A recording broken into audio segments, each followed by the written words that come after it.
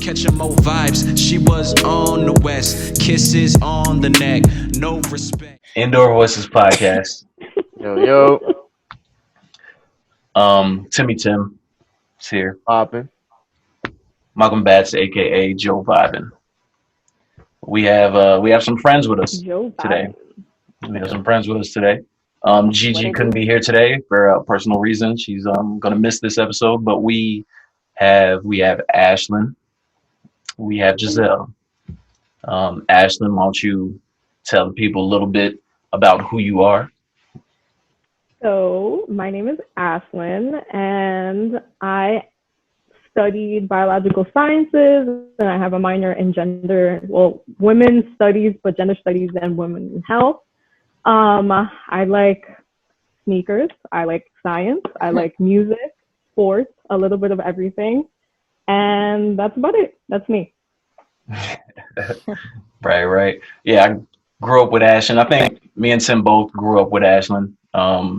You know, came up in the same town.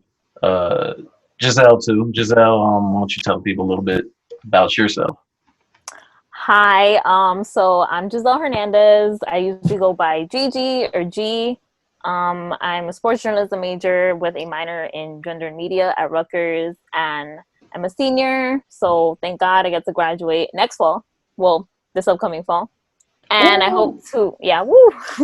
And I hope to eventually earn a master's and a PhD in psychology. And I want to work on CTE research and how that affects athletes both behaviorally and cognitively. So, fingers crossed. Fingers crossed. Snap. Okay. Yo, I'm gonna say one thing, Ashlyn. I know that Ashlyn's a big, like, just very fashionable person, sneakerhead for sure. As far as I can remember, she's on point with all that stuff. You still keeping up with, like, I don't know, fashion at up today, I guess. So I feel like fashion is kind of all become like streetwear now, Like I feel like everyone's kind of like competing with like streetwear. So we have like Off-White and all these different like celebs dropping all these crazy merch like this and like stuff like that. So I feel like the fashion industry has become really saturated with that. So I've kind of like stepped away from it and I was like, no, fuck fashion. I'm just gonna get back to the basics and just like stick to like sneakers, like what I know, something that's timeless and doesn't change. So I've just been like trying to like get all those shoes that I guess I wasn't able to like get when I was like a kid. So I made it like this thing now that at least once a month I try to invest in like a shoe that I didn't have like growing up or maybe I couldn't afford or everyone had that I couldn't get. So yeah, I'm not into the fashion stuff anymore. It's too expensive and I can't keep up with the kids anymore. So Can't keep up with the kids I've anymore. just been like I can't keep up with the kids anymore. I was like, y'all are wearing way too expensive shit. That like when I was like in high school, like I would just wear whatever I thought was cool. But like now kids are wearing like Supreme, Off-White, all this stuff Whatever's that the I most can't. expensive. Right, Gucci, Louis Vuitton, like all this stuff. I'm like, I can't do this. So even though sneakers is not any cheaper, but I feel like it's a lot more accessible if you know what you want and if you're looking to buy stuff because you want to wear it and you want it for yourself. I think like it's rewarding, if that makes sense. That's dope.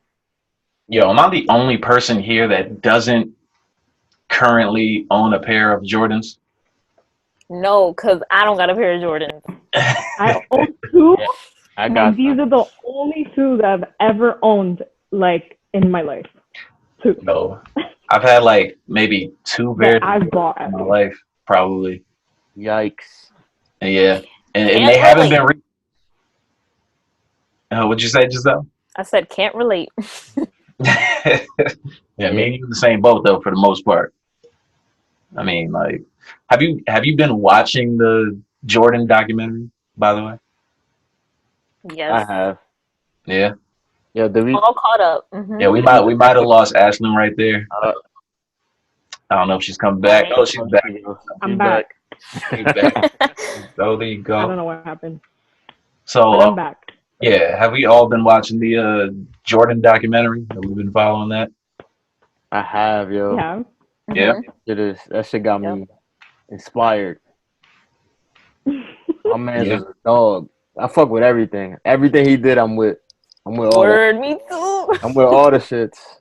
Well, I mean, Right. I feel him because he's an Aquarius, and I just relate to that guy. I relate to that, but You just got that same energy. he got a lot of the same character. I see a lot of characteristics that I have in myself, like to my own horn, because I'm not Michael Jordan. But I Toot feel toot. him though. I understand his personality to an extent, more so Yeah. now than I did before, because I feel like he was always a sort of like mysterious person. Like you didn't really know too much Mhm. about him. He's not really visible. He's just like tucked away in the fortress, his Jordan fortress or whatever the fuck he has going on. So like Yep. you never really see him. But I feel like this has opened people up to who he is, and I feel like amongst everything, he's just like a driven person. Like he just wants to win at everything. I feel like that's the number one thing I took away from this. Like he's just a winner. And it's like I feel like to the extent where like if you're with him, he's trying to instill his mindset in other people. And like it's hard to like get other people to think the same way you think, to try to pull people along the same way and try to get people to do things the way you do them. So I feel like a lot of the negative perception that people have of Jordan is just basically he just is driven and he just wants people that are with him to, act the same way and just, do follow in his, footsteps. He's trying to get everybody in the same wavelength as him. And that's really hard to do. But shit, I feel like he did it. He did it as far as basketball goes. Did it 6 times, bro. Did it 6 times. Right. Ashlyn, what do you think? Like, what did you think about Jordan before you saw the documentary? Before this documentary came out, what was your thoughts of Michael Jordan, the person? Obviously, the basketball player, he's great, but any thoughts on him as a person? So I feel like, as you mentioned, I always thought he was like super mysterious. So I don't feel like I ever had a negative like a negative opinion about him. I just feel like growing up, because we were so young, like when he was like on top of the world, all I knew about Michael Jordan for a really long time was like he's the best. Like he's Michael Jordan. Like he is the best. And I feel like growing up in the LeBron era, which I mean, me and Malcolm have had our fair exchange about LeBron in our good times. We did. Yeah, but like I feel like some of the reasons that I felt like that some of the negative opinions that I had about LeBron, like early on or like growing up, I feel like I would have had about like Jordan, if that makes sense. But because I didn't know much about him, I feel like I didn't connect that until I watched like the documentary, and I'm like, oh shit, like all the things that I hated about LeBron are kind of like the same shit that I hated about Jordan. And like I feel like I've gotten to a place that I don't have that animosity, I guess, towards like LeBron like I did like growing up. And I guess like seeing that in like the Jordan documentary kind of puts it together. Like I can't hate this guy who's supposed to be like the greatest of all time and then watch like a mirror kind of effect with like LeBron and then like not like him but like him, if that makes sense. So right. So it was really interesting watching that in like the documentary. I just feel like it was like a shock for myself. I'm like, what the fuck? Like, what is this? Like, I didn't expect that at all.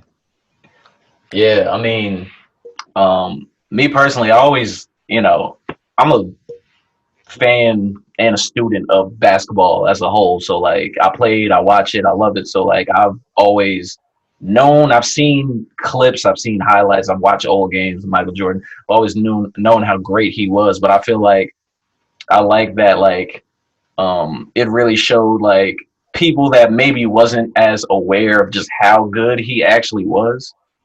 People that, have just grown up in this era and only watch basketball from this era, haven't seen anything from back in the day. They start to get more aware of like, yo, like this nigga was nice. Like I didn't know niggas was that nice back then. Like I feel like people, Right. started to catch that. But like Giselle, do you think like Jordan suffers from like that? I guess the top of the food chain like syndrome, where like people just sort of hated him, like how people hate LeBron or people hate Drake or people hate Mayweather, just Well, people he that are at Steph the top of the Curry, food bro. chain essentially. Like, do you think Jordan suffered from that, or do you think he would suffer from that today?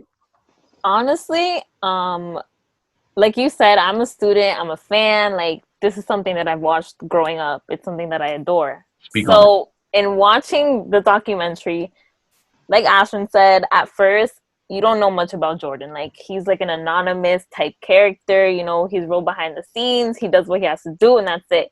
But like in watching The Last Dance, I think we can all learn something from Jordan, and I think it's the fact that he was very like dedicated to the game, and it's something that it's not because he needed money. You know what I mean? Like, no offense to Scottie Pippen or nothing, but he came off that way in the documentary. Like, it was never about like, oh, like I really want to win this championship. Like, nah, I want my money and I want it now. So for Jordan, I don't think that he suffered from like the top of the food chain type thing. I think he just went and did what he had to do because that's something that he was passionate about. Like, it was something that Mm-hmm. was instilled in him since he was younger, and you see that throughout the documentary. Like, his parents, especially his father, who was such like a big influence in his life, and then his brothers, like that competition was in him from like the jump. So Right. in that same fashion, like you think about LeBron and you think about Kobe, like those dudes literally picked this up from LeBron.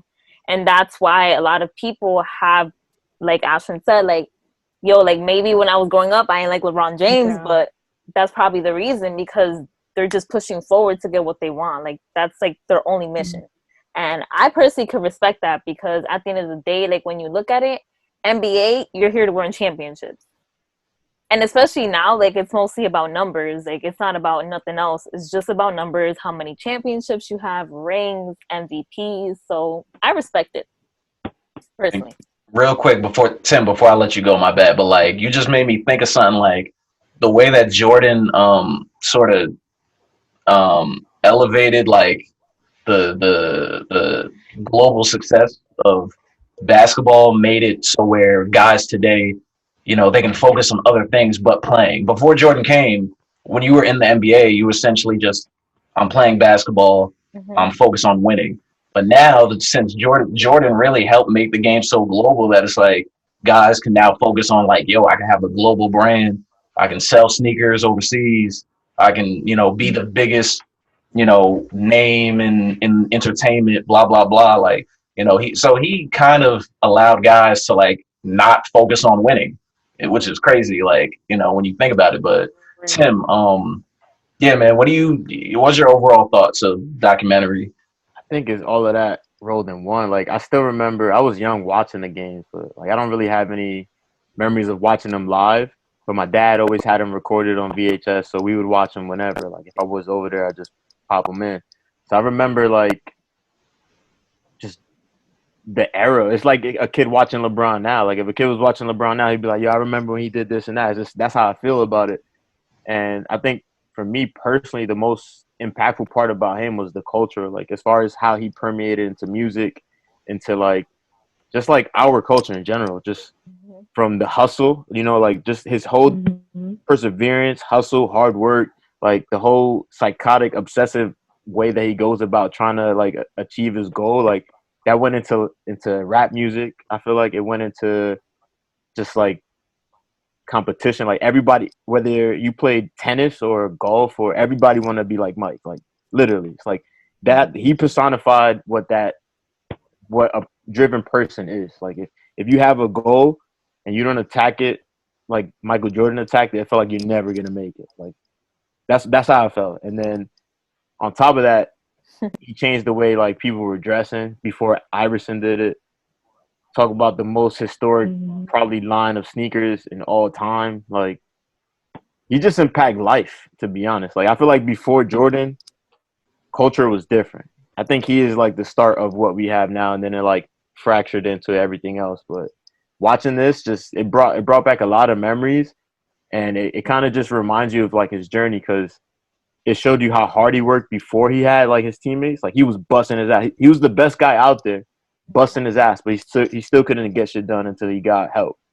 You know, so it lets you to like lets you put things in perspective as far as what you said. Like he's just a driven person trying to get his whole team on the same page, and how he went about it is like it's objective. Like you could think that it's bad or good, but like he got at the end of the day, he won 6 championships and he didn't fail in either of those like moments. Like he went 6-0 in the finals. Like that's unheard of. He did two three-peats with a retirement at like 18-month retirement in between. Like Yep. that shit is it's a myth. Like the fact that he's a real person is crazy. That's some shit that like if we were in ancient Greece, niggas would think he's Hercules type shit. Like Right. you know, and then to witness that and have it as a fable of real life, like that's how it impacted me. And then The Last Dance just brings it all back. And to see him like react in live action, like to see like how people talk about it, like with the whole thing with him and Gary Payton, it makes him more of a person. Like he was a god, and now like seeing shit like this makes him more human. So it's pretty dope. Yeah, and even like when you see like little clips of like former players talking about Jordan, he's the only player I feel like maybe in any sport where even the players he played against, everybody universally like, yo, he was the great, like he was the best, like everybody, Charles Barkley, Isaiah Thomas, all his teammates, everybody, Magic Johnson, like everybody that he played against says he's the best, and like yeah, that three-peat. The 2 3-peats, every time if I think about it too hard, it's like it just doesn't compute in my brain. I'm like, yo, he won 3, retired, played baseball. Yeah. Wasn't, didn't, and honestly, I think if he would have played baseball for a longer period of time, I feel like if he would have focused on it for longer, he would have been a good player. That's a hot take. That's a hot take. Yeah, what they were saying in that documentary was that if they didn't have that lockout, he probably would have kept playing. And he was already he hit good numbers. He hit over 200, which for like he was like 30 something in AA. Like to hit 200 is a crazy feat, and he was already like pushing and progressing towards the end of the season. So that's a huge what if take. Like imagine he never came back, he would have won a fucking World Series or some shit. Like think about how life changed. And to think how great he was, like if he would have never came back and he would have just won the 3 championships and played baseball and retired, like people were still saying he was the greatest at that time after just 3. Like that's nuts to me. But yeah, so you guys, Ashlyn, do you what was your first like recollection of watching basketball? So I feel like I have a really different experience from all of you guys, because I feel like basketball wasn't something that I grew up with. Like it wasn't something like I was like 4 years old watching basketball on TV. Like basketball was something that I found like when I grew up and I got older. Like I feel like especially with like a lot of Hispanics, like they don't watch basketball, they watch baseball. So I feel like it wasn't until I got into high school that I was like, I started watching basketball. And I went to like my first like basketball game and I'm like, oh shit, like this is lit. I'm gonna start watching this. So I feel like that was like, that's my relationship with like basketball. I feel like I don't keep up as much now because like life, but yeah, that's my relationship. Do you remember like do you remember specifically maybe the first like, I don't know, maybe the first NBA finals that you watched? Like the first one that you have recollection of, like, I watched this. Probably sometime, I might be wrong, like in high school when the Mavs won. Am I going crazy? No, that's yeah, that was in high school. That's accurate. That was in high school for us. Okay, so then yes, that one. I think that was like the season that I had gotten into like basketball. So yes, that one. Right. That might have been the year you guys graduated. I think that might have been 2012. Nah, it was 11. It was 11. Was it? It was the year before? Yeah. I knew it was one of those. That was a good year. Yeah, I remember that. What about you, Tim? First time watching basketball was Michael Jordan. I used to watch him like on the TV, obviously. My dad used to work for a Spanish newspaper also when I was growing up, so he took me to a couple Knicks games, and I fucking hated them because they always lost. So that's why I was a Bulls fan. Nothing Been to new. like, yo, Yeah, I've been, they I've been to always like three lost, Knicks games in my life, and Nothing has they've changed. never won. bro. I like there was not one time I entered the Garden and they won a game, so I despised them for forever. To Yeah. this day, I'm a Bulls fan. Um, and the first time I remember actively watching basketball was the 2004 finals with Detroit when they beat the Lakers because Oh yeah. I hated Kobe Bryant. I hated number 8 Kobe Bryant because I feel like he was trying to be like Michael so damn much. I was just Oh like, yeah, to bro, a be T. your own player. He was so much of, I guess in that time he was like studying Michael to the T and like training and stuff. So it really came out in his game where like there's videos still where people like show the clips and it's the same exact move from the same exact spot on the floor. And it's like, bro, like the fuck are you doing? Like it was weird to me at the time. So I was in my good graces when the Detroit Pistons whooped their ass. Like that's still one of my favorite like teams of all time. Right. Yeah, and like we didn't even like, we didn't even know, like obviously now with everything that's happened, we know the relationship that Kobe and Mike had, but like at that Yeah. time we didn't really know like how close they really was behind the scenes. So like, we just thought like, Kobe he just trying to imitate Mike. Like that's really Mhm. what we thought he was doing. Like I hated Kobe. I hated Kobe for a long time. Like probably his whole That's crazy. probably his whole career I hated Kobe. Like I know he was great. I never thought he was trash or anything like that. Never like disrespected him, but like always just hated him as a, competitor. And because I am a LeBron fan, so like there was that like fence where like you had to like Kobe or like LeBron. There was no in between. So I had to pick a side. So I was like I never subscribed to that. I don't know what happened there. I never subscribed to that. I wasn't I with wish it that. wasn't a thing. I really do. But it's just, it's just how it was, honestly. Nah, it still is. Just like LeBron Curry, like people still feel that way. Ugh. People I still can't feel that stand way. Steph Curry. Don't get me See? started. Oh my god. Nah, speak on it. Let's go. Well, Giselle, I what was don't your first time? Like, what was your first time like really watching like a basketball game or series or something? so for me, I've had like an on and off until like I started like high school. I had an on and off relationship with basketball. Um I did grow up watching baseball, obviously, like I'm Dominican. That's like instilled in you, like you're born with it in your DNA. You know what I mean? So Right. the first time I remember like watching anything, I didn't understand. It was when the Sixers and the Lakers went to the finals, and I was like 4 years old when this happened. So I don't remember none of that. And then years later, like I watched, I think it was like literally years later, when obviously the Lakers and the Celtics like first went to the finals, and that is like when I really fell in love with basketball. Celtics, like growing up, they were like my favorite team, and I watched them like I was a diehard, even though like I'm a Yankees fan. It doesn't even make any sense. But that's like the first recollection that like I have watching it. And growing up, like back and forth, my brother and I had a childhood friend. He was a 76ers fan, so we would watch games with him. My brother had a Cavs jersey, LeBron jersey. I'm like, that's crazy. And now he's a star, so would you look at that?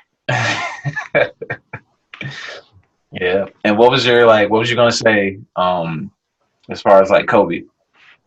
So Kobe, honestly, I never really had like a hate towards him. I did think he was a great player.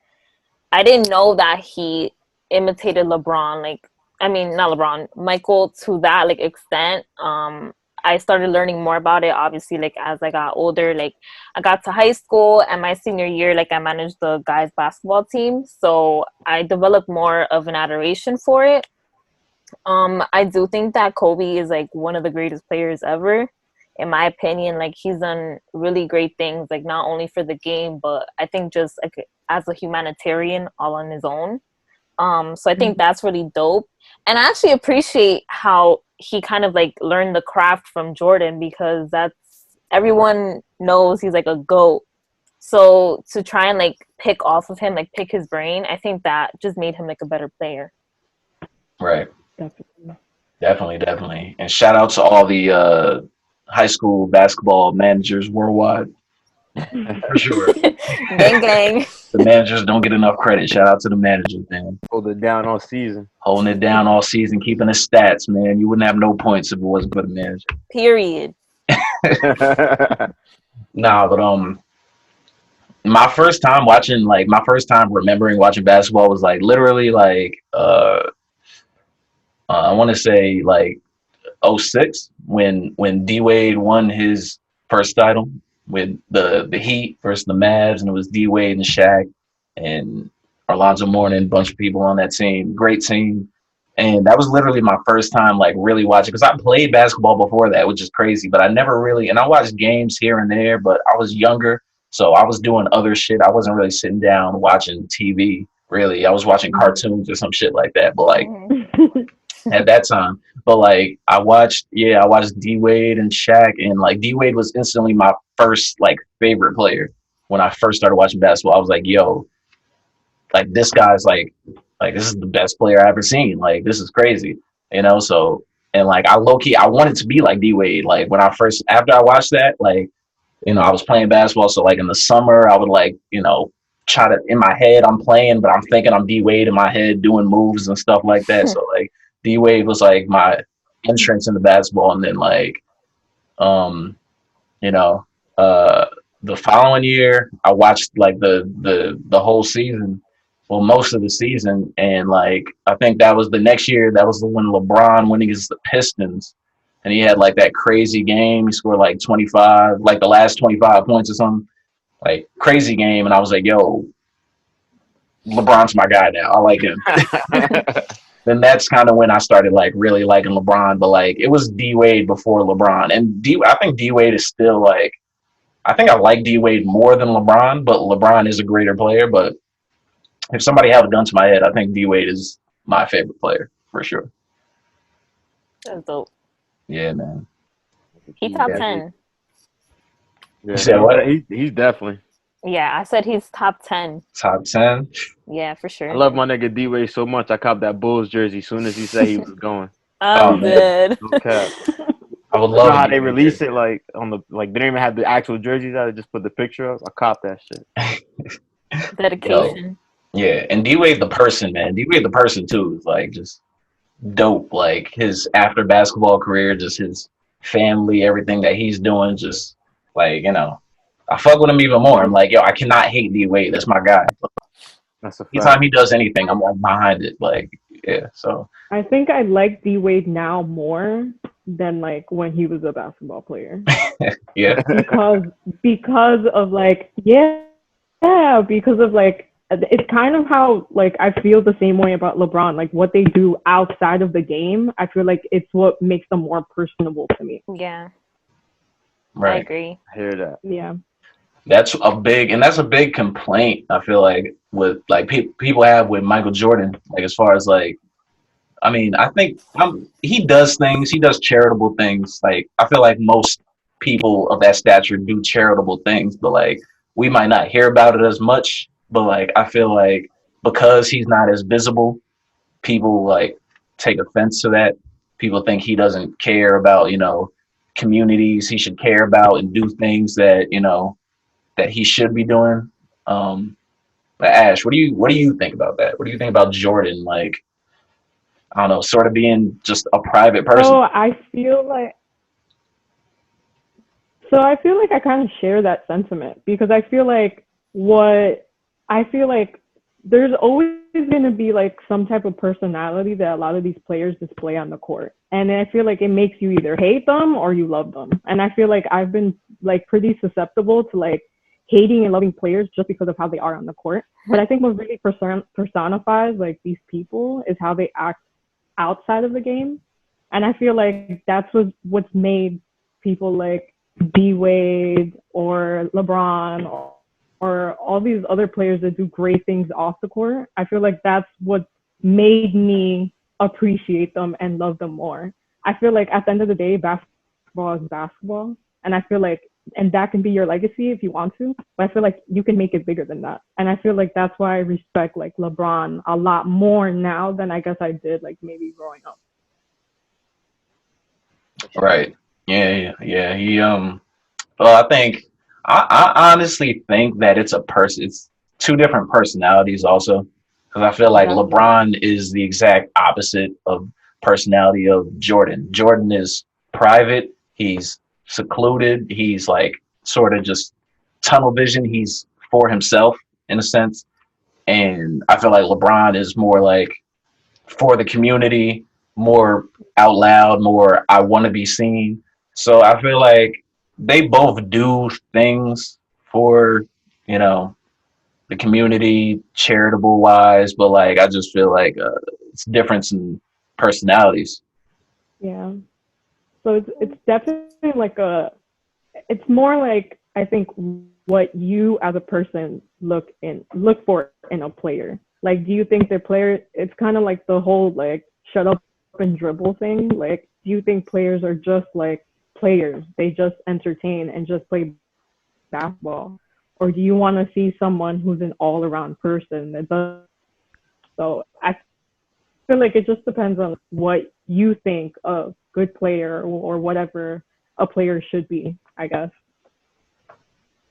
Yeah, it goes for a role model in general, just outside of even Yeah. players, just people that, you know, the public idolizes, you know, it's just what do you want to see from them, you know, pretty Right. much. Yeah.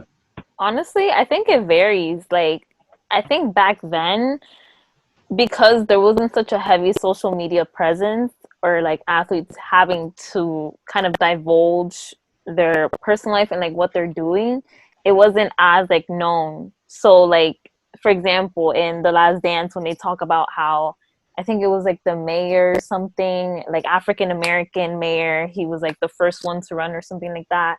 And then you had this white Republican guy, and Jordan didn't want to kind of like put the image of this African American like guy that was for the people out to the public, and he got super backlash for it, you know what I mean?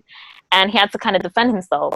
I feel like now it's like more present for athletes to be like in the social eye and making known that they're doing something for like society or for the community. Like LeBron is always tweeting about like social issues, you know what I mean? Like he made this school for these young boys. That's something that's always publicized because it's so like heavy on social media as opposed to like before, like it wasn't that much. But that's just what I think. Right. No, that's valid. No, Um, definitely. yeah, Tim, what you got on that?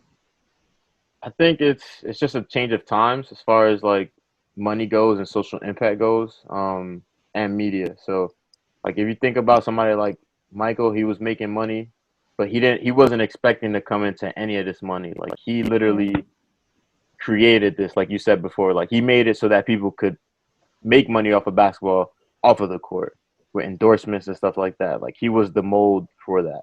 Mm-hmm. So he was the beginning of it. So I mean, I can't fault him for not wanting to risk the money coming in by choosing like somebody political, you know, like choosing a side. Which I think even if you want to fast forward to LeBron, I still haven't seen him do anything political. Like he'll do a lot of social issues as far as like what he thinks is right, and like he'll respond to the things that are happening. But he's very smart in the sense that he doesn't do anything divisive to split his image. So I Mm-hmm. think it's like a whole thing of somebody like LeBron learning from those people like Kobe, who learned from somebody like Michael, who took their money and started doing other things, you know, outside of basketball.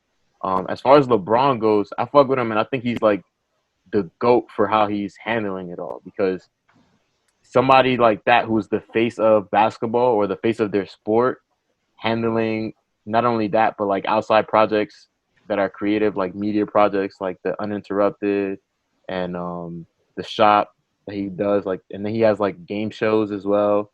Like he's doing all those type of creative stuff, plus he's doing the social impact stuff, the school stuff. He's always doing something with donations.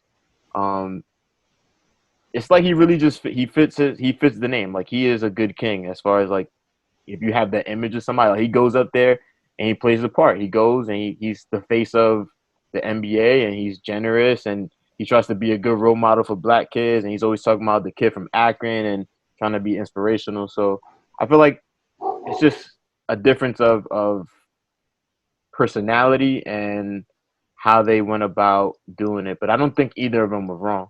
Mm-hmm. You know, because Michael didn't know better. I feel like at the same time, he was the first guy to like really hit that stride. So Right. Well, yeah, I feel like LeBron really, learning, watching Michael and watching Kobe and people before him, I feel like he really was able to like hone in on his like narrative, I guess, in his like lane of who he is and what he represents. And I feel like his brand is really like, locked in on, like you just said, kid from Akron, strive for greatness, more than basketball, more than a player, whatever. Like, I feel like he's really locked in on like that narrative. And, that's just a testament to like, that's really just a testament to like how Michael Jordan was able to give him the blueprint and like, how he was able to perfect it. I feel like, LeBron is probably the face of like American sports at this point. Like, there's not really an athlete in America that, sort of like holds any other significant position as a face of their sport. Like, I don't even know who the face of baseball is right now. Can like anybody tell me? One. I wouldn't be able to tell you. They don't have one. They don't have a face. And then football typically never has a face because it's football. It's really just a team thing. I mean, if you want to say Tom Brady. They got Tom Brady and they got like Patrick. They got stars. They have stars. Football has stars. They got a couple guys that are just like, oh shit, Saquon Barkley. Oh shit, Tom Brady. Oh OBJ. shit. Yeah, exactly. They got stars.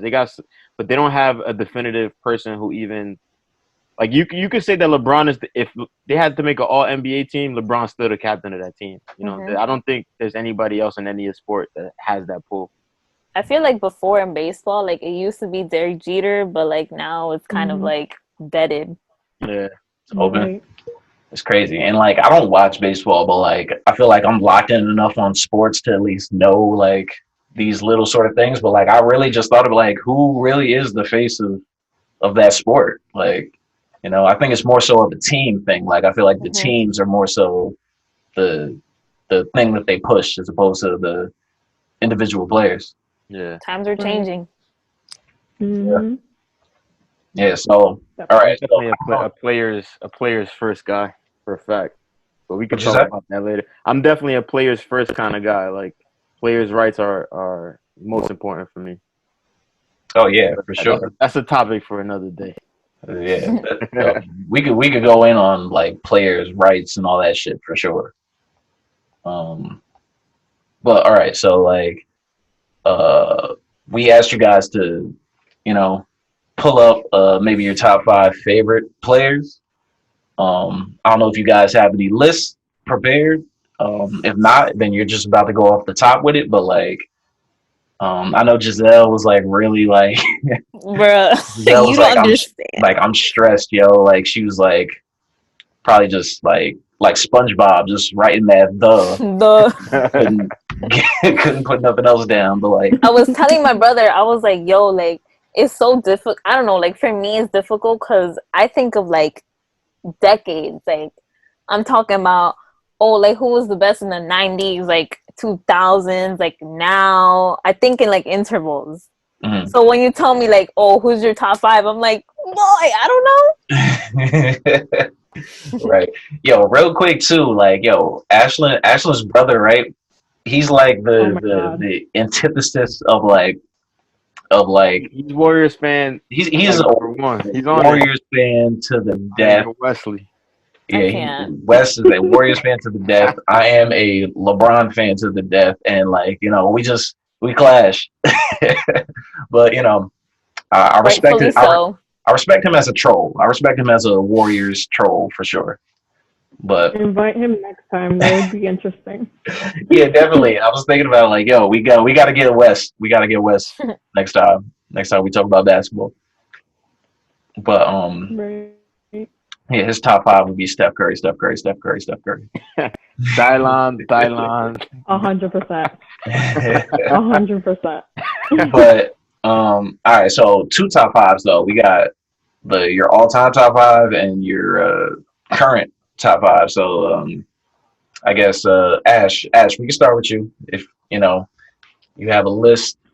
So I made a list, but I adjusted the list because I don't think it's fair to make an all-time since I'm not as versed on the game. Like I don't study basketball. I just kind of like watch it. So I made a top five of my time. So like a top five of like since I've been alive. And then I did a top five of my favorite players. So like not top five based on anything, just people that I like the best.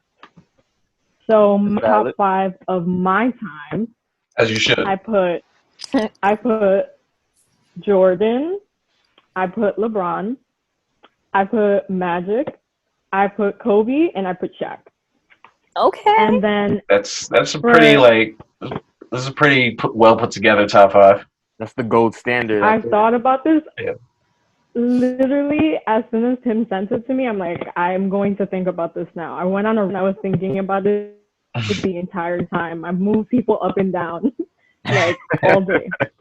So then my second list, my favorite players to like watch, I put Jordan, I put Kobe, I put Jason Kidd, I put Paul Pierce, and I put Carmelo. And this is in no order. This is just top five players that I enjoy. So I don't know what order I would put them in either. Shout out to Jason Kidd, man. I know you're a Nets, so like I'm a Nets fan. I used to watch them. I used to watch all those Nets games with Jason Kidd, Vince Carter, Richard Jefferson on the Yes Network. We're from Jersey, so we had the Yes Network, and we was able to watch all the Nets games. And so the first basketball game was a Nets Celtics game, and they had at that time Devin Harris, Vince Carter, and Brook Lopez. So those were some good times. Yeah, so I was like, but they got like destroyed by the Celtics. So instantly that day, I was like, "Yo, fuck the Celtics for like life." Like, I was like, I don't want any parts in them. But like, I met Devin Harris that day, which was like so interesting, and I knew nothing about basketball, and like everyone made it like this huge deal, like, "Oh shit, you met Devin Harris." I was like, I didn't know who that was like a day ago. You're like, okay. But, you're just there like, yeah. I was just like, cool. I was like, yeah, he's a cool guy. Yeah, so like my opinions from like that day like still carry on today. So I'm still a Nets fan, and I still hate the Celtics no matter what. Teardrops. Word. It's real sad. It's real sad. I'm gonna just drop mine next. I'm gonna get mine out the way, and then we get to G and Tim. But so my top five players of today that I like watching are LeBron James, Russell Westbrook, Kyrie Irving, Giannis Antetokounmpo. I like saying that, and Klay Thompson. Despite popular belief, I don't hate the Warriors at all. I like Steph, I like Klay, but Klay is actually like another Aquarius. I fuck with Klay, but he's actually one of my favorite players to watch. I really like Klay. Like, it's a great shooter. And Malcolm's tweets say otherwise. I gotta Ashlyn got receipts. You better be careful. That's my brand. I gotta push the brand forward. I can't show the Warriors no love on Twitter. But and then my all-time favorites, in order is Tracy McGrady. One of my favorite players. He was just my favorite strictly on video games. When I used to play video games, I figured out Tracy McGrady was like unstoppable in all those old games like 2K4 and shit like that. So I was like, yo, Tracy McGrady's my guy. Never watched him play like for real. Like T-Mac is that guy. I didn't get to watch him play like in his prime because he was like injured when I started like watching for real. But like yeah, he was straight. He was my guy. But him, Dwayne Wade, my number two, LeBron, three, D Rose for love D Rose, one of my favorites, and Russell Westbrook. I actually love Russell Westbrook as a player. Also, he gets a lot of hate because he plays the way he plays is I feel like the way he plays is very similar to how Jordan plays. He's just not Jordan. Like his mentality at least is like win, and get out of my way and like I'm gonna win. But like he gets a lot of hate for it, man. But I like Russ a lot. Um but yeah, that's all I got, man. D Rose, another one too. Love D Rose. I actually watched D Rose a lot too. Like before he got hurt. Like I don't know if people actually watch D Rose. People that just started following basketball the last couple of years. You watch D Rose, right? Yeah, man, he was sick. Like he was sick. Like I wish he never got hurt. That's like the biggest thing. If I had one wish, man, if I could like I don't know. If I was like in Aladdin, I had like the genie lamp and I had three wishes. One of them was like one of my wishes would be D Rose never got injured or some shit like that. Like I would waste a wish on that. Right. But out of selflessness, I would restore D Rose's knees, back to their glory. But G, what do you have? Okay, so I kind of did what Ashlyn did because I'm going to be honest, I don't really have a top 5 right now. Like, LeBron is cool, Gianna is cool, whatever, but I just don't have favorites. You know what I mean?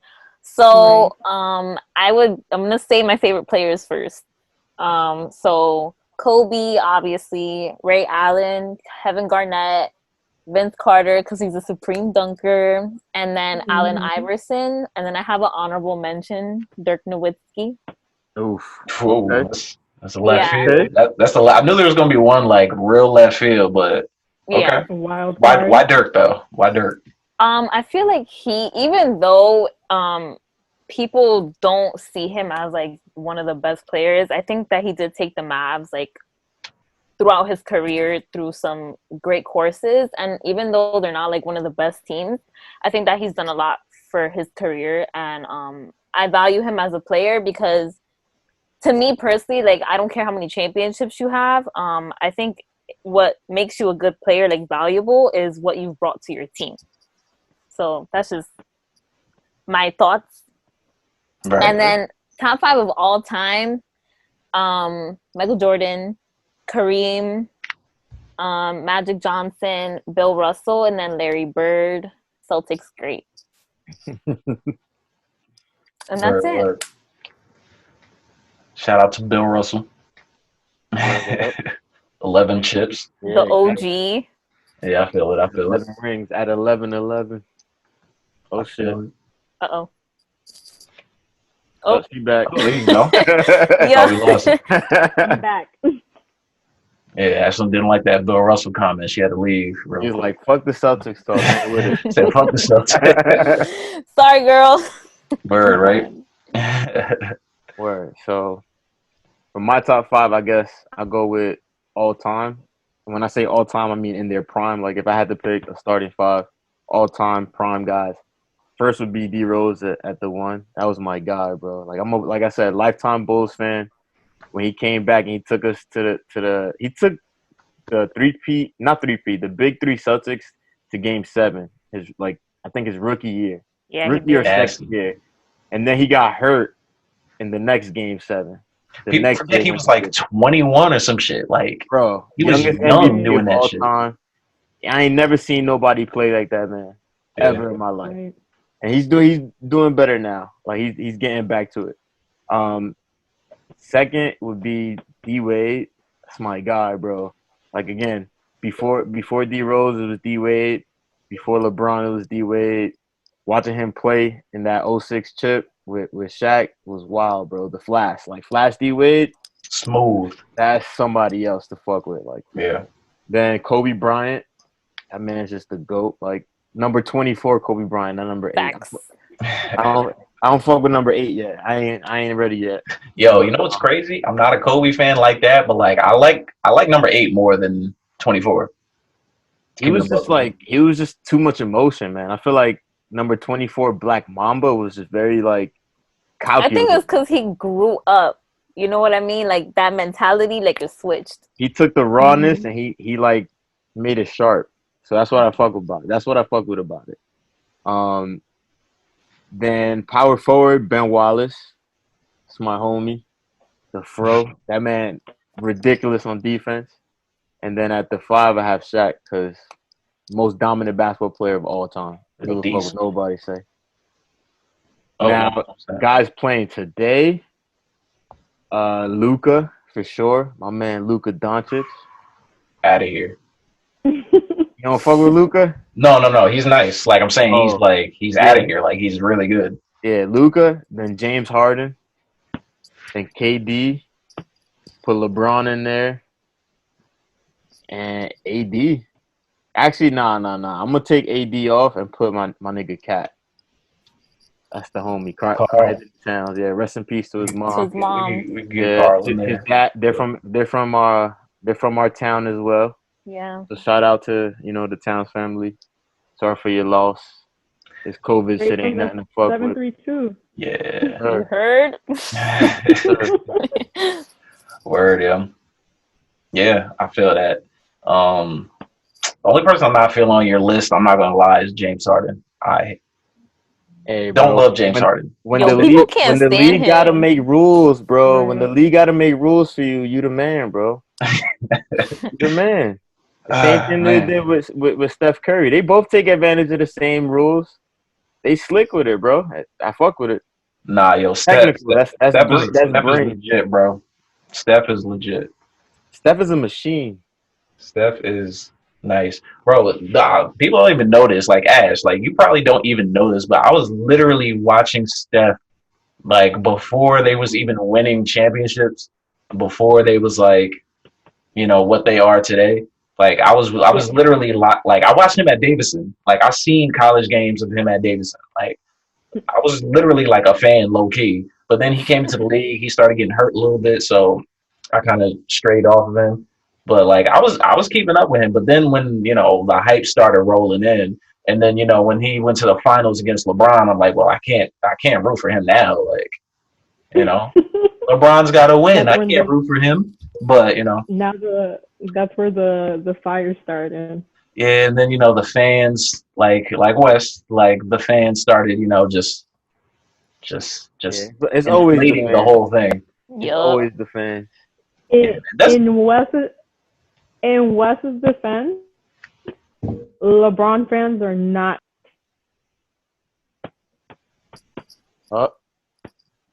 Oh, there it is. You have it. Wait, is he back? With us, Ash?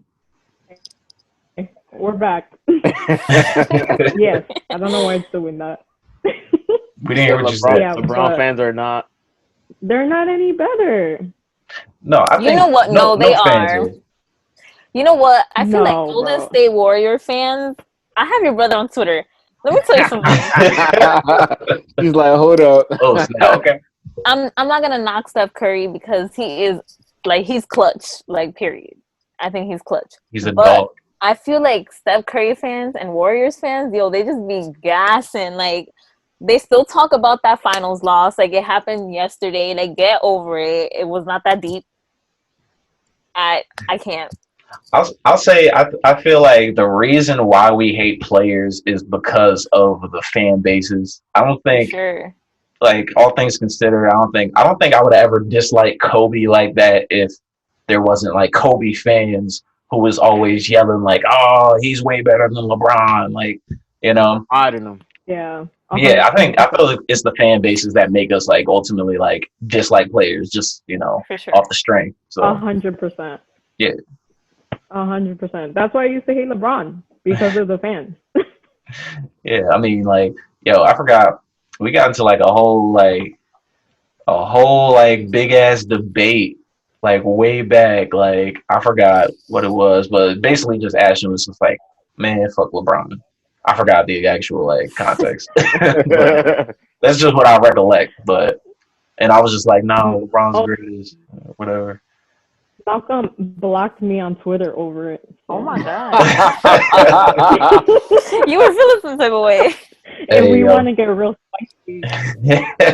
You know what though? Growing up, I was the same way because I think it's the fact that like Braun came from like these humble beginnings, like Cavs taking L's back to back to back. He didn't see a finals for like years, and then all of a sudden he's in the finals, and after that it was just like cocky. But I think it's because like it sparked his momentum to like keep going and keep getting what he wanted. That's what I appreciate from him. Right. Yo, Overall. talking about that though, talking about Right. Bron and like this whole situation. His Lakers were at the top of the league, and he has like what 2 years left on his contract.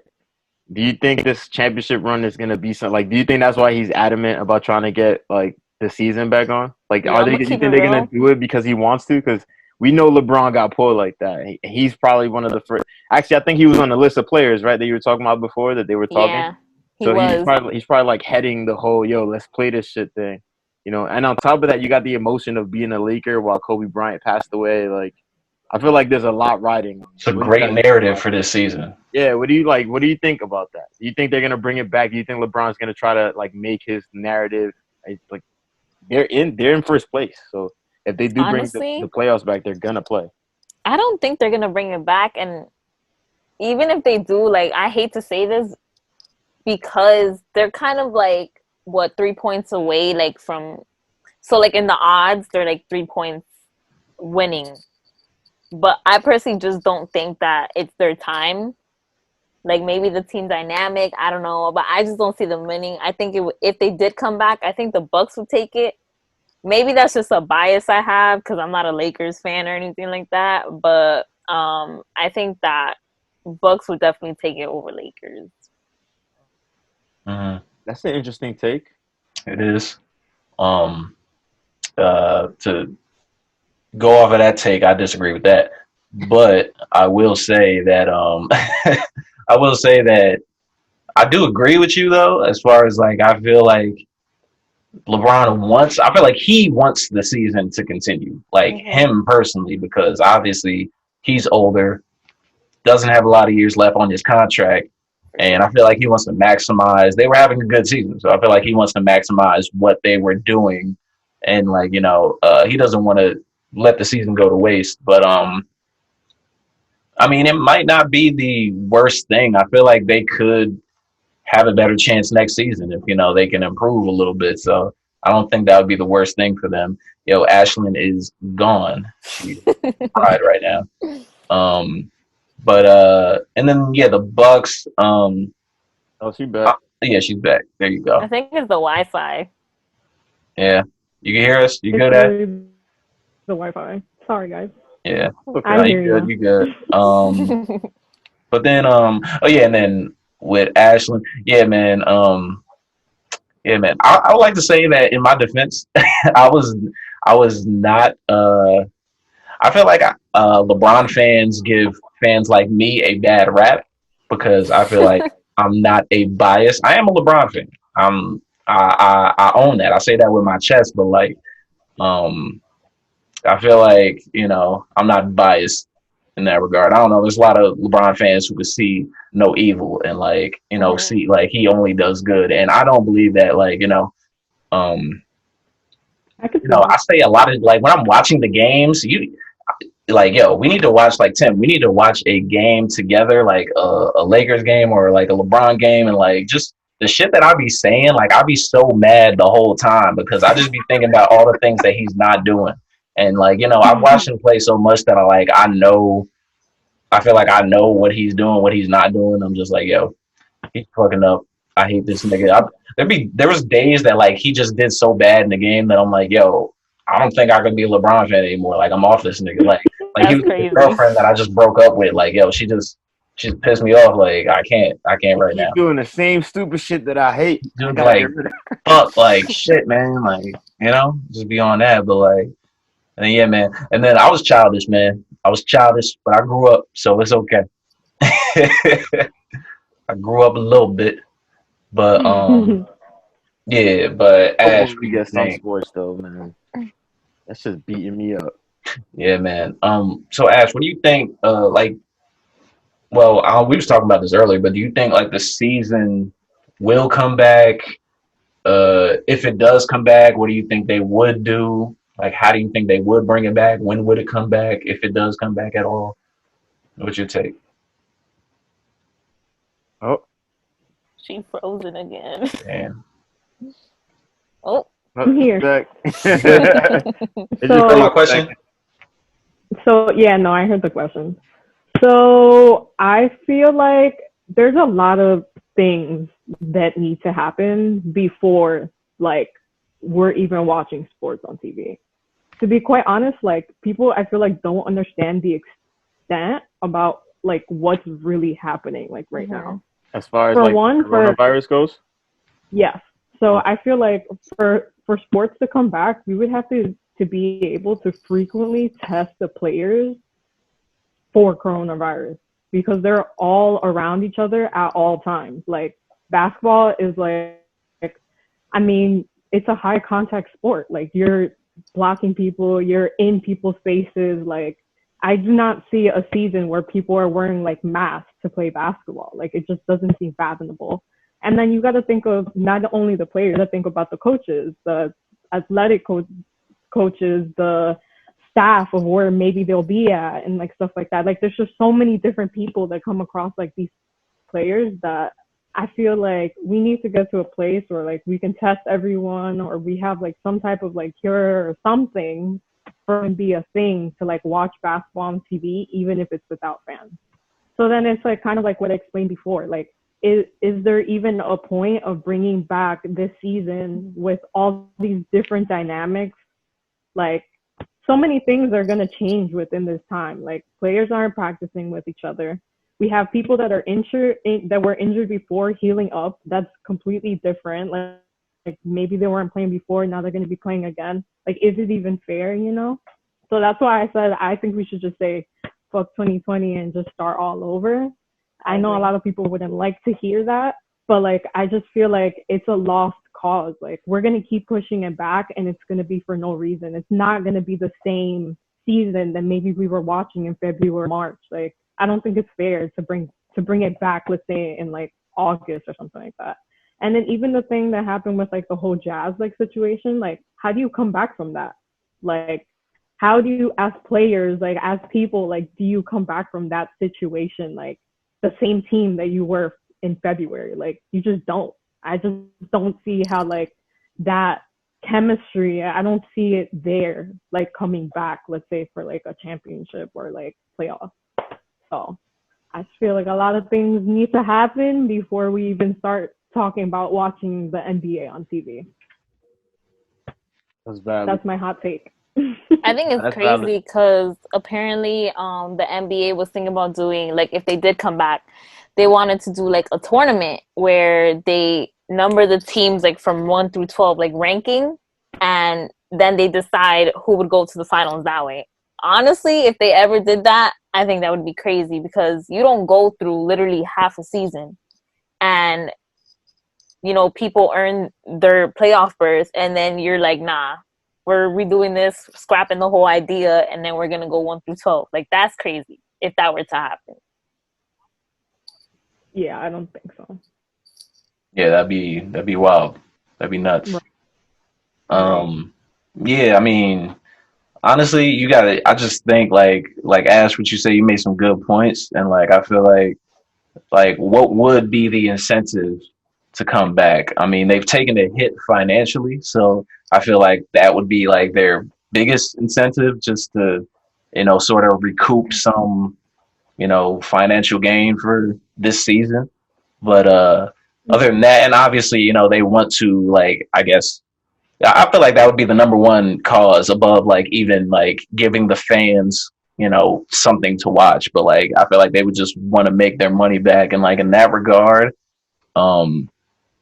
it's it makes sense logically, like in business wise, but like it might not be the best move. Like me being a fan, I would love to see, I want to see the NBA come back this year, but like, ethically speaking, it probably wouldn't be the best move. It's like a stretch even thinking about it, even thinking in like, oh, like they need to remove the fans from the arena. Like we're probably gonna play with no fans. Then like you just said, they would probably have to test the players like almost after every game. If they just say they come back in the playoffs, have a playoff series, you need to test the players like after every game. You're traveling back and forth between, Los Angeles and Utah, whatever, in a playoff series. And like, I feel like that's a lot to account for. And then, uh, yeah, I don't know if the revenue, the television ratings obviously would be there, but like as far as like the building ratings and those sort of things, there wouldn't be any fans in the arena, so I don't think the buildings would even make enough money. They might be losing money just like hosting the event, like hosting the games. Definitely. As far as that goes. So, I don't think that there would be like a real good incentive to like actually play, but and that's me logically speaking, but as a fan, I just want to see it happen. Like, that's just me not even thinking like real life terms. But yeah, Tim, what do you think that I don't know, do you think that the NBA should exclusively come back before life even resumes, or do you think like it has to be like it has to be us as a society needs to resume before any sport like that really comes back? I think it's twofold. I think the first thing is we need to understand what the whole coronavirus thing is, because I feel like there's too much information and people are misinformed just on a general consensus. Like, I don't care about sports as much as I care about my health. So like if I don't have information that I can trust, that I know is exactly what's happening, then I don't think anything, like I don't even feel comfortable going back to work until that's set up. So in that aspect, I don't expect athletes to go back to work, So even if they do decide to start the season, if an athlete says, "Oh, I don't want to play," then what are you going to do against him? Like he doesn't feel safe. We don't have anything set up for us to feel comfortable in the situation yet. It's too much information. A lot of us are misinformed. A lot of us see too many things on the media. A lot of things on the media are ignorant and uninformed. So that's just a big shitstorm within itself. But if I had to say or guess that they were going to do it, from what I've heard, like they have like 2 or 3 locations ready to go. I think it's like Vegas and Orlando and maybe another place. And I'm assuming that they would just host the teams there and do like game by game. And I could see them coming back for like a summer tournament, and the summer, like that would be the like playoffs or whatever.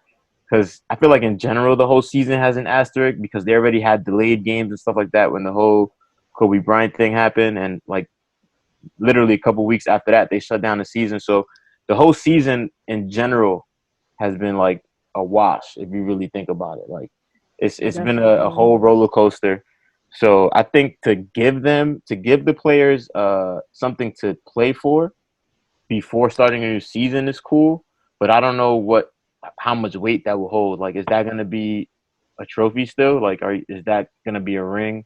Is it going to be the same? Like, there's too many variables, like you guys are saying. Like, there's a lot of time off, chemistry off. How do you trust a player who like Rudy Gobert, who was joking about the shit, then got your whole team sick? Like how do you go back? Clip ever.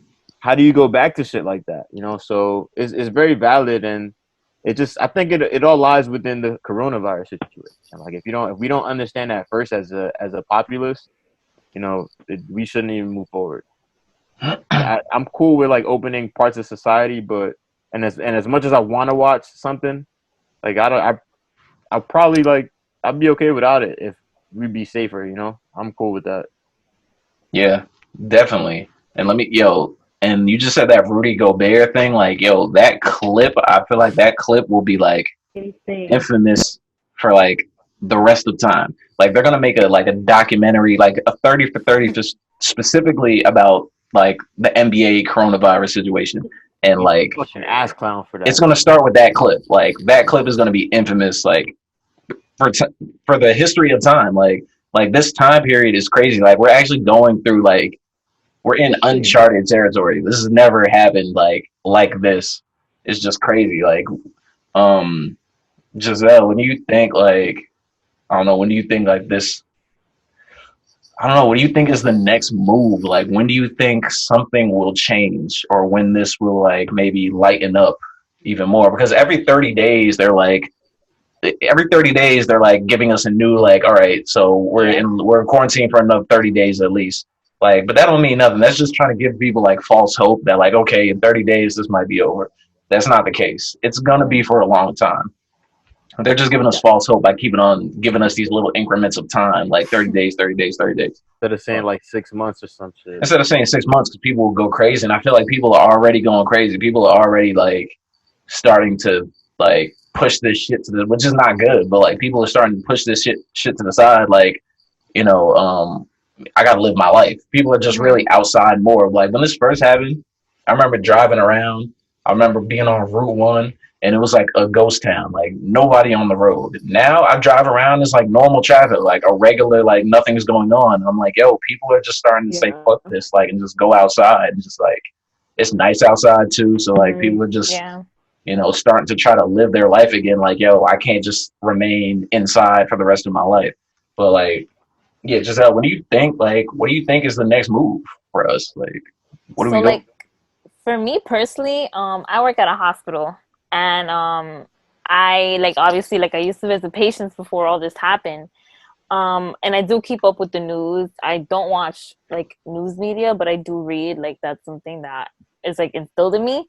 Um, and as far as like the whole 30 days thing goes, they have to continuously like keep us updated and like it's kind of like not backtracking, but in order to like move forward, we have to have these quarantines like extended because the situation isn't getting any better. So like in Jersey, especially, and in New York, like very populous states, obviously, like there's a ton of people that live in those states. And as you said, like there's people not taking it seriously. So at the end of the day, like we can't expect the situations to get better anytime soon because people are literally backtracking. Like people are hanging out in these large groups. Like, bro, 6 feet is not that hard, like in my opinion. And like, yes, it gets to the point where like you kind of get depressed. Like I know people who are like getting like super depressed. You can't go out, nothing. But at the same time, it's just like you have to think about the safety of not only yourself and your family, but there's tons of people around you that you have no idea that they have underlying conditions. You know what I mean? Like that's something that people have to take into account. So in my opinion, I don't know when this will be over. I would hope like by the end of the year, because numbers in the hospitals are dropping, but then at the same time, it's like the community, like the numbers in the community are still really high. So it's like a risk to even try and continue like what we would call like normal life before all this happened. But it's something that we just have to deal with like for the time being. And 30 days, you know, that's a long time. Like you don't want to remain quarantined for 30 days, but like it just is what it is. And if people keep going out, it's going to keep getting extended. So that's just what I think. I think people should stay home and they should stop being like selfish pretty much and just think about like the greater good instead of their own like personal feelings.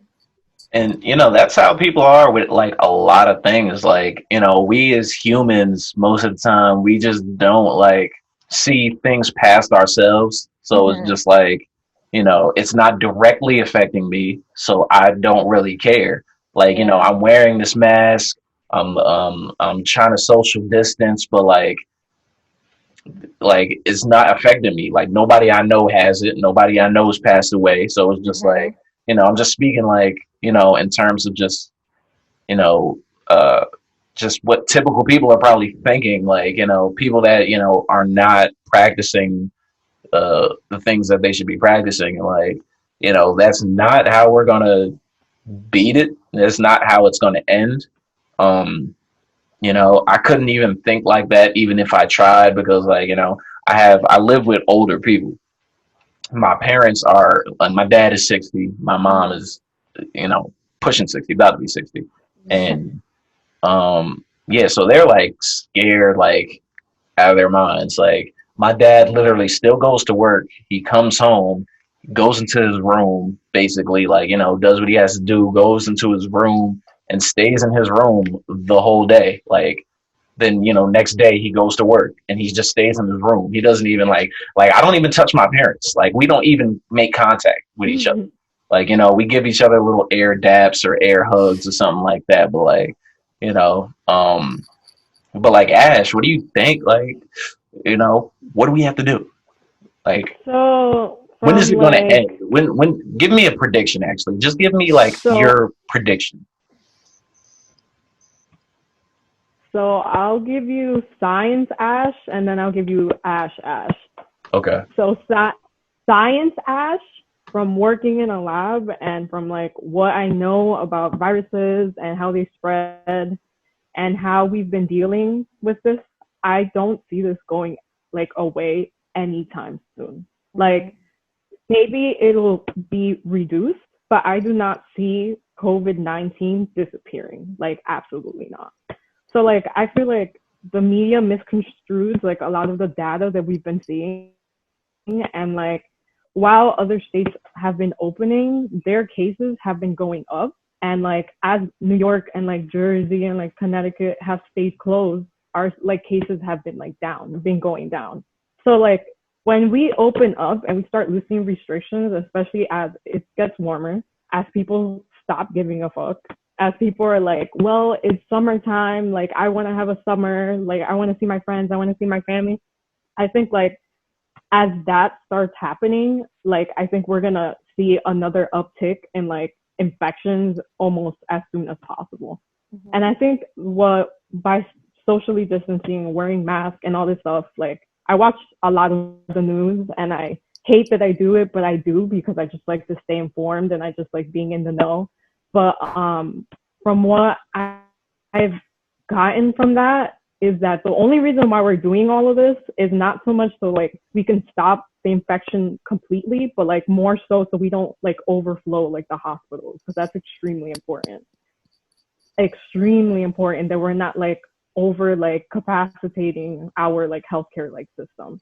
So like going forward, I think that needs to be like our goal, I guess, to work towards being able to have the capacity to take care of like all the people that we want to take care of or should be able to take.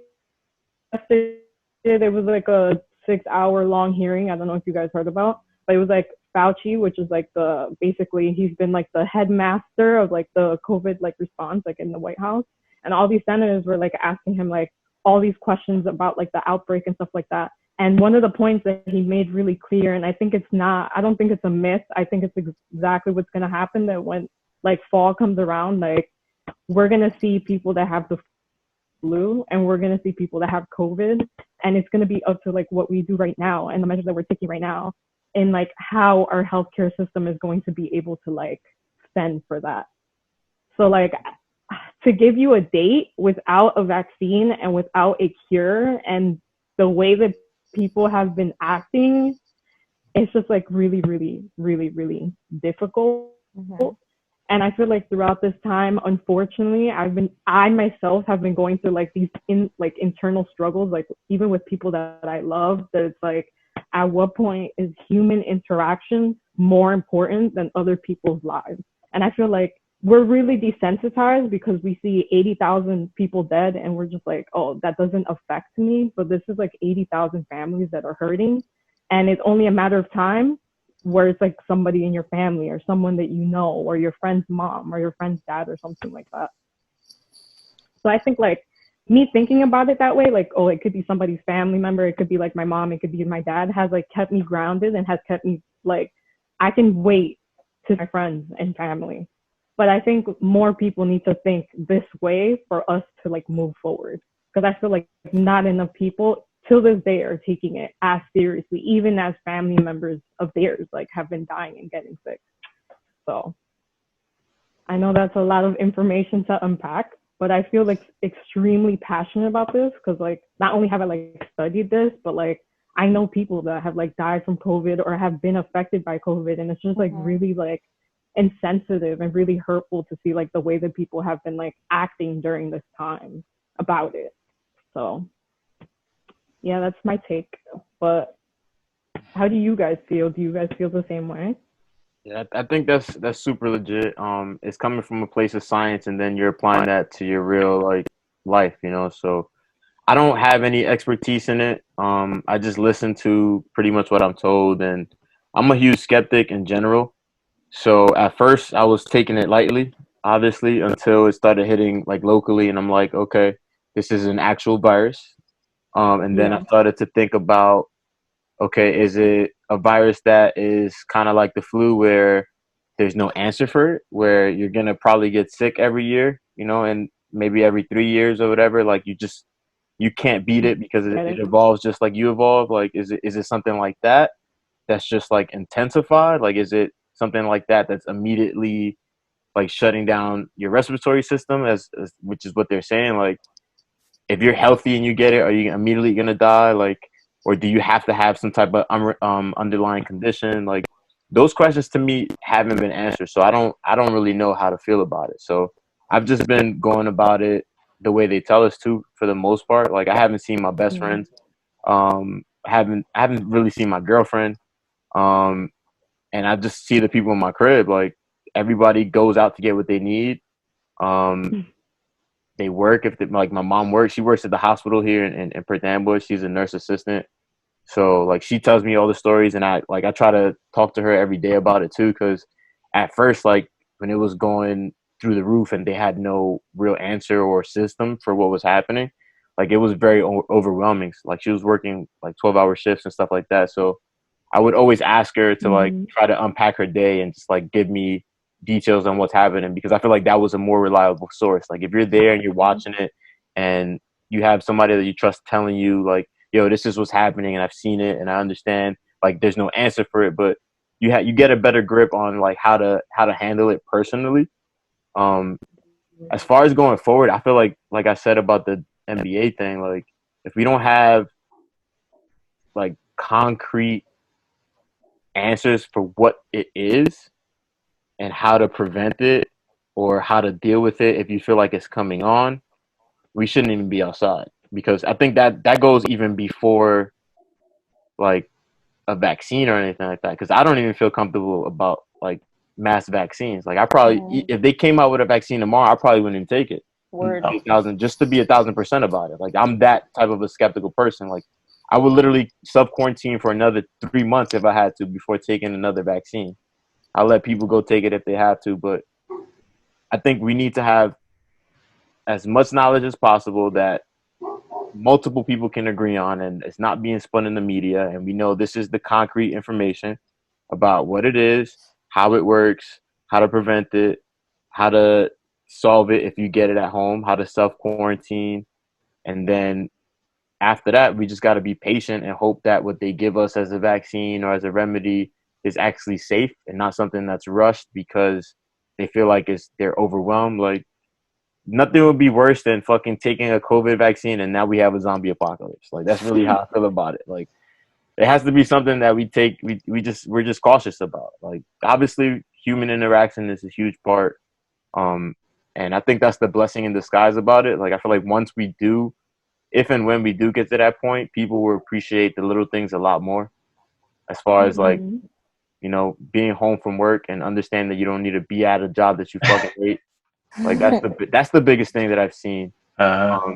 Second thing is the people on Twitter might feel better because they've been fucking divulging their whole life. They've been going to Twitter therapy for 3 months, so I'm hoping they come out feeling better. But yeah, I don't have any expectation for it to rebound, and it would suck if we didn't have a fucking summer, but I'd rather that than fucking a zombie apocalypse. We're not going to have a summer. We're not going to have a summer. There's Mm-hmm. no summer taking place. Like Mm-hmm. No. it's gonna be hot. We're gonna be in the house, and unless you have like a pool at your house or something, you're fortunate like that. Like it's pretty much a wrap. Like that's what we're gonna be doing. Like ain't no going out, ain't no tiki bar this summer, nothing like that. Nothing like that's happening. I think the No most kickbacks either. Don't invite me. I ain't coming. ain't no kickback. Nah, Right. no, nothing. We can Like kick back on Zoom. We chilling right now. oh yeah, Right. Fourth of July on Zoom, bro. Like that's what we doing. But like I But think the most dangerous thing, honestly, is like the fact that people carry the disease or the virus, but like don't get sick. So like yeah. they Yeah. don't know they have it, but they think everything's all good, but they're tracking it and spreading it to other people. Like people can carry this shit for a long period of time and just be giving it to people and not actually get sick themselves. So I feel like Yeah. that's something that people are not aware of, or like it's a dangerous thing because you can literally just think you're fine, but the whole time you're getting other people sick and you're killing people essentially. Like that's crazy. Like you can literally commit genocide. Like you're just giving people a fucking virus right now. Like Just by leaving your house. Stay your ass home. Everybody yeah, stay Facts. home. Right. yeah, So To that's go off something. what Tim said earlier, like I work in Amboy Hospital too, and I remember before I left, one of the nurses in the ED was passing by the desk, and I was like, "Hey, like, how are you guys doing?" And he literally was like, I laughed the way he said it, but this is like so serious. He was like, "After this shit's over, like, we're gonna need therapy because it, it literally the hospital got so inundated with patients, like." I don't even want to imagine what Fast. yeah, like so fast, and I don't even want to imagine what the hospitals in New York were looking like or still look like because Right. yeah, they were probably going through it like 1,000 times worse. Definitely. yeah. So, something that I forgot to mention too, like Malcolm brought it up and Tim had briefly brought it up too.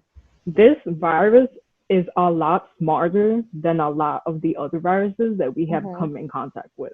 So, like, this virus can infect you, but like not show any symptoms, and you can spread it to other people.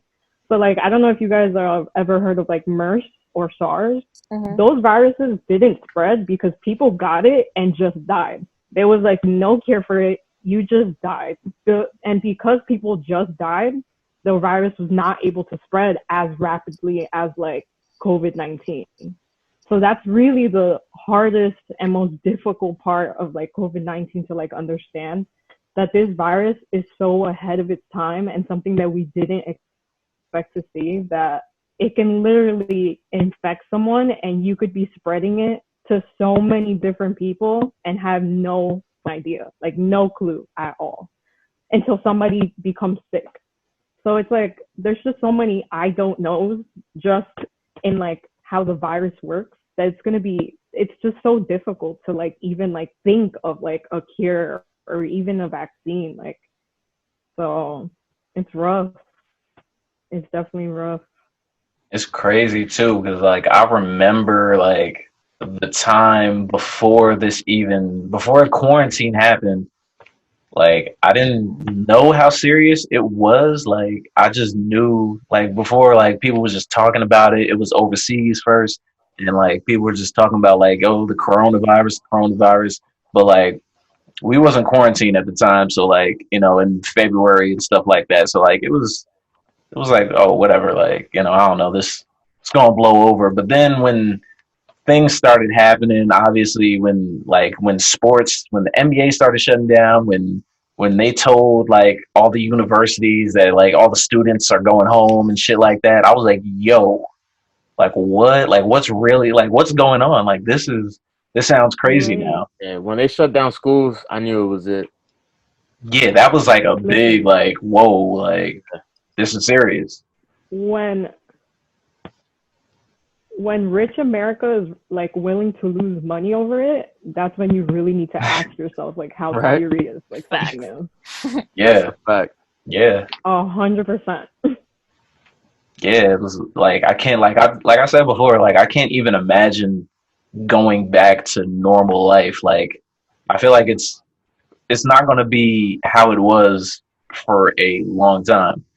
Like even if Hmm. they say the virus is contained or like we beat it, I still feel like people are going to take their own precautions. A lot of Mhm. people still are not going to feel comfortable going to work, maybe for like a year. I don't know. People might not even people will try to opt out of going to work because they've been working at home so successfully. People might just say, "I think I can work at home for the next 6 months to a year." And shit like that. And I feel like people are gonna take their own liberties. I don't feel like we're gonna go back to a normal regimen for a while. It like, can you imagine like, we're all from this area, but like, can you imagine like they say the virus is like gone or whatever, we beat it, quarantine's over, and like they open up Fox and Hound or some shit like 2 days later, like I'm not who's I'm going. not going. like I'm not who going. who somebody want to have a birthday party at Chuck E. Cheese for their kids? Like, why? Like, what? Like, this. You could have a whole party at your wherever you at, as long as there's a fence, so I could stay there like the DW meme, because I ain't going past that fence. I Nah, told Just my man. brother they open just up Perth Amboy, New Jersey, wherever The they open up everywhere. I'm gonna wait a long time. I'm gonna let everybody catch it. I'm gonna wait, sit back. first round. Yup, and then I'm gonna be like, all right, so now it's ready to go. We ready to go now? Cause I'm not trying to die. Yeah. And the crazy shit is like states like Georgia, for example, and South Carolina have been open, and people are not going places. Like people are not buying stuff. Like people are Yep. not sitting in restaurants. So places are open, but like people are not doing stuff. So it's like, Mhm.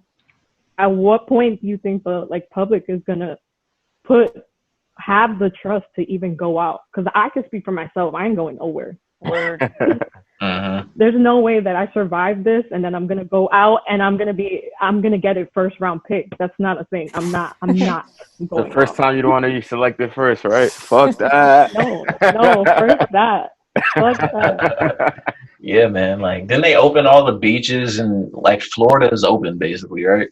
Like, Florida Florida's always messing completely up. open. I mean, Florida is just I vote to Florida wants replace to like destroy itself. Like, I don't know what, like, I I don't vote know. to replace Florida with Puerto Rico.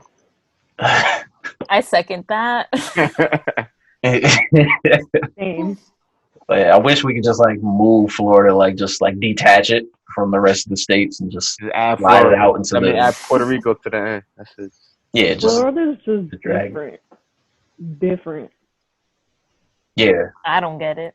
So, all right, I have a question. I think we're getting late into here, but we kind of got a little, it's a little heavy. So, in the same context, let's try to like end off with some positive notes of like, let's say this thing does come back, we do overcome COVID.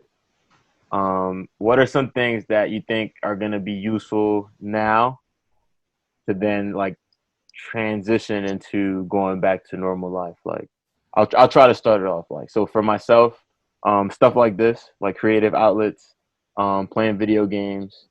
I'm gonna start running soon now that it's getting warmer. So physical activity, creative activity, and just like, Nike Run app. yeah, I got it. I got it. I'll put it up. I'll post my shit up so you guys could compete and shit. You get competitive. Yo. um, Yeah, let's do a challenge. let's do it. I'm with it. Um, yeah, just trying to keep as much normalcy as I can, and then my curveball in that is I'm really looking into things that I didn't have the time for. So for me specifically is like investing and coding. Like I don't think I'm ever gonna master that. That's Like dope. it doesn't matter how much You time I can have, do it. but I'll sit here and watch a YouTube video You and do shit that, like bro. that every day. Like You I'm can saying do I'm it. gonna do it, but I'm saying I don't think I'll master it unless we have a 20-year quarantine and shit. But That's those are the cool. things that I'm pushing myself to do now. What do you guys think? Well, I'll just say, for one, I piggyback on everything you said, but for one, family and friends, I feel like you gotta appreciate, because I feel like a lot of people have been spending time with their families, obviously, and like maybe you've grown a little more appreciation for the people you have in your life. And like, I feel like we should keep that going. You should, like, once the world opens back up, just don't be like, all right, fuck my family, bye. Like, still try to spend time with your people, still check on your people, because also we've had a lot of death in the last few months. So like, check on your people, make sure everybody's good, make sure, I've lost people in my family just in the last few months, like corona related, and not even corona related. So like, I feel like we just gotta appreciate your people.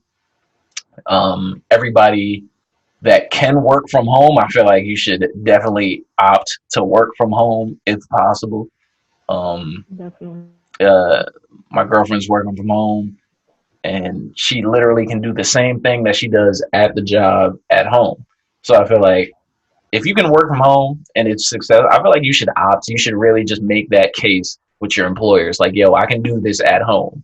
Like, I don't need to be there Monday through Friday, or at least, maybe get 2 days where you're at home or something like that. I feel like you can really bargain for that now that this has happened. And like, and man, just like 100%. hygiene, man, wash your hands and shit. Like, people don't do that. Like, you should have been doing that. Like, honestly, like, wash your hands, Right. go to the bathroom, wash your hands. It's like simple, fundamental stuff that they taught us in kindergarten. Wash your hands after going to the bathroom. Why do we neglect these things? Like, this is why things like this happen. This is like, imagine this was like a big lesson just to teach people just to wash their hands and something like that. Like, that's really what this is. Dirty as hell. Yeah, man. Like, there's a lot of people. Yo, there's. I feel like there's more people who don't practice good hygiene than there's people who do practice good hygiene. Like, honestly, and 100%. I feel like we need to just practice good hygiene, man. Like, yeah, that's super important on this. In my dark humor, man, the COVID-19 might have took care of all the people who didn't wash their hands, man. We might be good with them after this. Just purge them. Yeah, I mean, that's dark humor, but you feel me? Like, it's accurate, bro. Survival of the fittest. You gotta take care of yourself. Survival of the cleanest. Like, just that's a fact. Just but yeah. What do you think? I don't know. I think for me, so honestly, like, I'm pretty not antisocial, but I pretty much like stick to myself. I only hang out with like a few people. I'm like very laid back, I'm very chill. So personally, like, other than like deaths in the family, being like quarantine hasn't really affected me like a crazy amount because I'm used to being home. But I think overall, I think it's just taught me like to appreciate like your loved ones, and also appreciate those in the healthcare field, because those are the people that are literally like giving their whole life, like dedicating their life to saving people, and they're like frontline. And I feel like I have a greater appreciation for what they do, because I personally would never, like, I know damn well, I know 10 people that would never like go into a setting like that and be okay with doing it. So I think I've definitely learned like the value of nurses, especially nurses, like those 10 out of 10, you know what I mean? And then also I think like being like a college student still, bro, literally having virtual classes has like killed my vibe. Okay, I expected to be on the field doing reporting. Nah, forget about it. Like, everything's been virtual. Things got canceled, no sporting events, nothing to do with reporting. So I think like having my education, like being in person, that's something that I value a lot, especially when it comes to like learning from those that you're working with. So that's just my take on that. My take is that, so I feel like in this time I've connected with a lot of people, like even right now, like just connecting with people that I haven't in the past. Of course, like checking on your loved ones and your close friends and family, but like I've had friends that I haven't spoken to in so long, and like within this time I've been able to like find the time to connect with them. So I think I really have valued that and have taken a lot from that. Also, like finding out that like I guess I was an essential worker was like kind of weird for me. I guess like I think a lot of people like got that shock, like, oh shit, like now I'm an essential worker. So I feel like going forward, I think a lot of people, like not just people that work in hospitals or people like me that work in labs, but like, you know, like people that are cashiers, people that work like at Walmart, people that do Amazon, people that work UPS, people that sanitation workers, like just this broad variety of people that like do things that we maybe don't think about are like really important, and we really need to take care of them, because a lot of these people are like dying, and I feel like we have like failed them in like this process. So like hope once this is over, like we're able to figure out some way to like better, not only better compensate these people, but like grow a better appreciation for these people that maybe we don't value every single day. And I think like kind of like centering yourself again. So I know that that sounds like weird, but I myself, I kind of got lost in the sauce, I guess, if that's like the best way to say it. But like I work 9 to 5, I go to the gym, I come back, I eat, I shower, I go to bed, repeat, and do that every single day. And I feel like I got so used to that like routine that I wasn't paying attention to like everything else. I wasn't thinking about like, what do I want to do in like 5 years? I wasn't thinking about, hey, what are some things that I like? I feel like I was kind of losing some of myself. So I feel like this is a great time for not only myself, for like you guys and everyone to just come back and like, I've been using like get back to the basics a lot, but like just get back to like who are you? Like, what do you want to do? Like, what are some stuff that you like to do? Like, I like to sew, which is really random, but like I've been sewing now because I have the time. Or like you like to paint. You like to do podcasts, music, anything. It doesn't even have to be stuff like this. Coding, reading, like something that maybe you didn't have the time for before, or you thought you didn't have the time to do before, do that now. And just like figure out like what your purpose is. I think like the biggest blessing in being quarantined, aside from like all the craziness that's happening, is that this is the first time in our entire lives for like a lot of people that life stops. And I think we need to be really, really appreciative and really resourceful with this, because this is probably never going to happen in our lifetimes ever again. Like this is literally history in the making right now. Like I truly doubt that if there's another quarantine, this is not going to happen the way that it did now. Like this is a disaster. It's never going to happen this way again. I don't think so. Nah. Like we'll hopefully have a plan B, but like right now life is stopped, and I think we need to like use this time to like do something with it. Not necessarily go write a book or something like that, but like do something like with it in yourself. So that's my take of the night, my takeaway of the night. That's a great way to wrap it up. That was super insightful. Yeah, for sure, for sure.